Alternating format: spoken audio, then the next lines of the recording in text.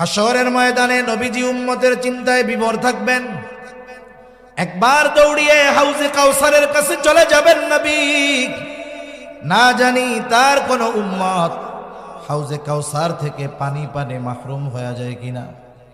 আর একবার দৌড়ায় চলে যাবে মিজানের কাছে, না জানি কোন উম্মত আমল ওজন দেওয়ার সময় ধরা পড়ে যায় কিনা। আর একবার দৌড়ায় চলে যাবেন জাহান্নামের কাছে, না জানি কোন উম্মতকে জাহান্নামে দিয়ে দেওয়া হয় কিনা।